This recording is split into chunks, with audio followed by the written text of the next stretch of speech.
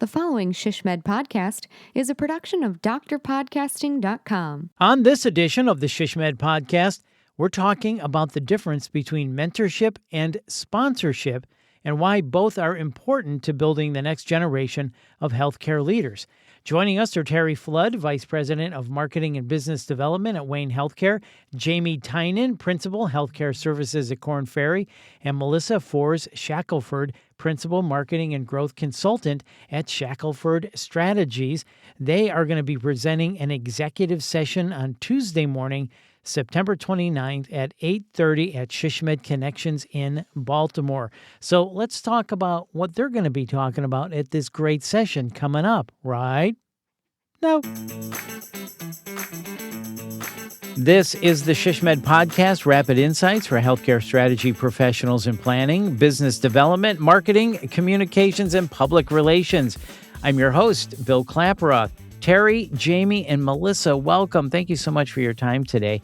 I really appreciate this. This is going to be a blockbuster executive session at ShishMed Connections. Jamie, let me start with you. For someone listening who thinks, I have mentors, but I'm not sure if I have a sponsor, what should they be thinking about now, and what will they learn in your ShishMed executive session that can help them take that next step? Well, Bill, it's a fantastic question, and it is certainly one that I get a lot when trying to figure out, is it right for me to have a sponsor? What does that even mean? And I think one of the biggest things I tell people is it is never too early to think about sponsorship. And what you'll get in our session is quite clearly a distinction between what a mentor is and what a sponsor is, because they are very different, but very purposeful in your career. And what I like to tell people is that when you have a mentor, it's wonderful to have someone in your corner that's giving you advice, that's there for you when you have questions about how to develop your career, how to progress in your career. But a sponsor really, truly is that advocate. And the one nugget I would say is think about helping your mentors graduate into becoming sponsors, right? They're moving past just giving you advice, and they're now pounding the table for you, and they are talking about you in rooms that you're not in. So that's what I would say is, number one, it's never too early to think about sponsorship. Number two, it's important to think about what mentors can graduate into becoming sponsors for you, and making sure you understand the distinction, which we will go into in great detail in our session. So it's never too early to think about mentorship or sponsorship. So that's a good point. You should always be thinking forward, right? I mean, that seems like the right thing to do. And then, Terry, let's talk about that distinction a little bit more, because that's kind of the heart of your session. What's the difference between having a mentor who advises you and having a sponsor who actively advocates for you? Can you talk about that distinction a little bit more in depth and why that really matters to someone moving into leadership? Certainly. For me, I think mentorship helps prepare you for the opportunity, and sponsorship helps make sure you're considered for it. And in this session, you're going to learn the differences Jamie mentioned between the two, and we'll talk more about it. But Jamie has served as a sponsor for me in various capacities, much like I'm serving also as a mentor for Melissa and others. So you may have mentors that you talk with, but the sponsor is often the person who's talking about you. They're the ones that are in the rooms that you're not actually in, but they're speaking your name in those rooms and preparing you for opportunities that you don't even know are coming your way. Yeah, Terry, I love how you said that. That really makes sense. Mentorship is more preparing you, getting you ready, and then sponsorship is actually getting you in front of the person, right? That's really going to make that decision or getting you in place potentially for that opportunity. So I love how you explain that. So thank you for that. Melissa, I know you have a broad view of healthcare with your leadership position in our industry. Where do you think organizations are falling short when it comes to developing and advancing our next generation of leaders? Bill, that's a great question. And it's something that I actually work on almost every day in my consulting practice. When we're looking at this new generation, particularly because so many entry-level roles are being either replaced by AI or working with AI, we're losing the opportunity to help this new generation develop their judgment skills. And so one of the things that I advocate that leaders do for their younger generation to develop them is to make sure that they're leaning into tasks and projects that develop their judgment further, because it's really easy to take a look at someone and they're developing just beautiful projects and it looks like they know exactly what they're doing, but they might really not because they just are really talented at AI. So that's one of the things that I really encourage the clients that I work with is to focus on what those sort of the next generation of leaders is learning and what judgment that skills that they're using in their day-to-day roles. Yeah, I think that's really important to remember those things as well, especially in our AI world. So that really makes sense. And then, Jamie, let's talk about how your session is going to connect sponsorship with retention and succession planning, because that's part of this too. You might be thinking, okay, as I further my career, who could potentially replace me? So, how can organizations think about those things and make sponsorship intentional rather than leaving career advancement to chance or who just happens to have the right relationships in the organization? Yeah, I spend a lot of time talking to clients about this whole idea of succession planning because, quite frankly, a lot of organizations actually don't do succession planning intentionally or at all. And they find themselves hiring people like me as a recruiter to fill executive or leadership level roles because they haven't invested the time to really develop that next level of talent. And we used to talk about the leadership pipeline or the leaky pipeline, where you have people leaving organizations because they don't feel invested in. But the reason why they don't feel invested in is because they don't have a pathway forward. So I like to talk about it as creating viable pathways using sponsorship for that next generation of talent that's coming behind you. And sponsorship is an essential piece to that puzzle because a lot of times we invest in mentorship programs, we give rising talent and partner them up with mentors. They go through an incredible mentorship experience, but then it can fall flat as far as what's next for that person, what's next for their development.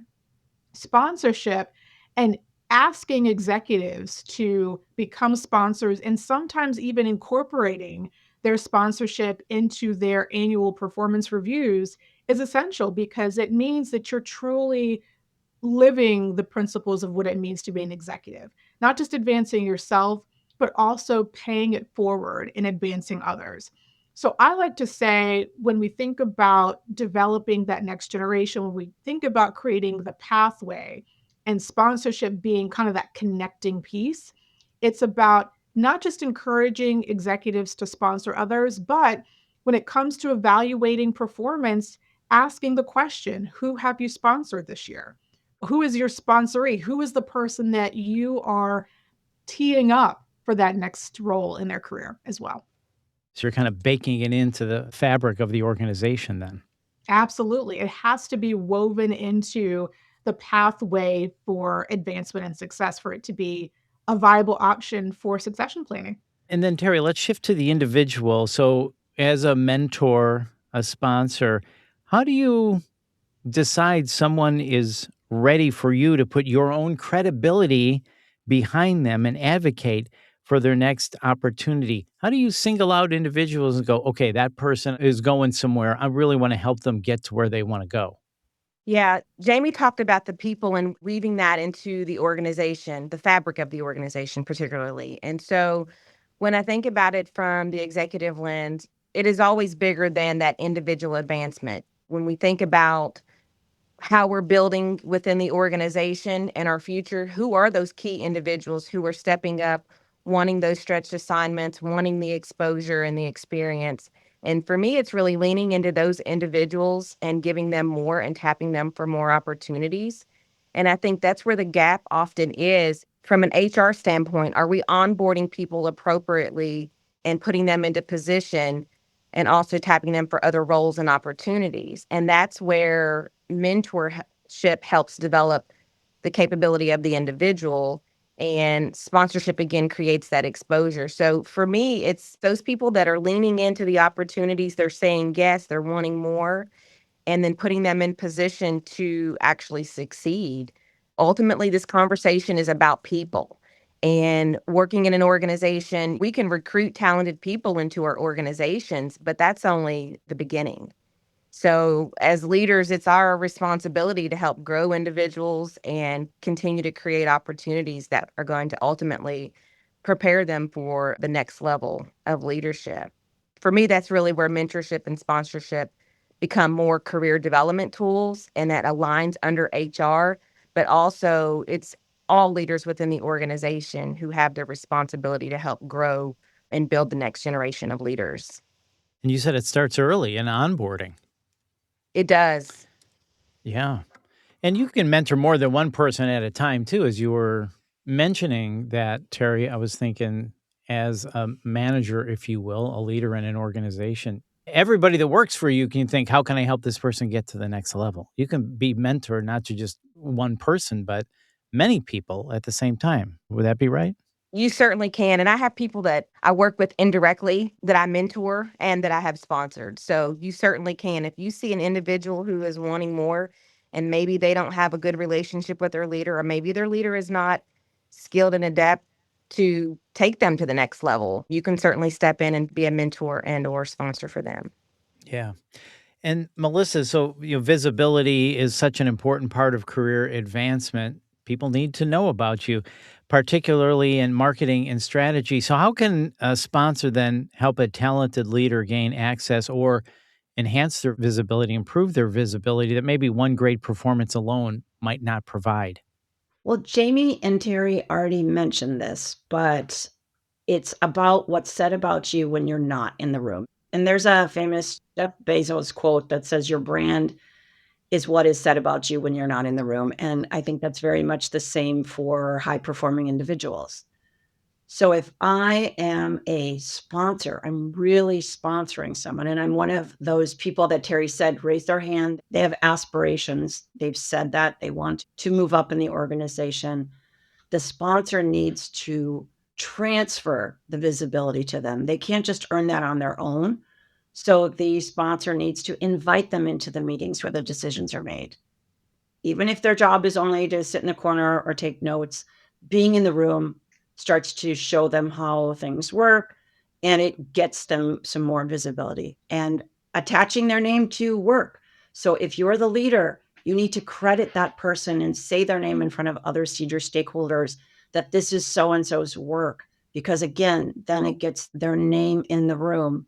And a lot of high performers are great at their day to day work. But if no one knows what work they're doing and no one is saying their name in those rooms with the leaders, they're never going to be thought of. And that's how sponsor giving them a stretch assignment, putting them into the rooms like that, then it becomes what they're known for. And someone is saying their name in those rooms they're not in. And that's something that I've seen Jamie and Terry do regularly. It's something I aspire to do with others, is to say their name in those rooms that people are not in. And I think that's one of the biggest gifts we can give people in our sphere. And that's pretty easy to do. Hey, I want you to be in this meeting. I want you to hear what's going on. You should be exposed to this. You don't have to say anything, but I just want you to hear it. I just want you to be in the room and have people see you. That's pretty easy to do. And it's not hard to give people credit publicly. A lot of that's not hard, but it starts to get their name in the mix so that when people have that stretch assignment or that promotion opportunity, they are thinking of this individual.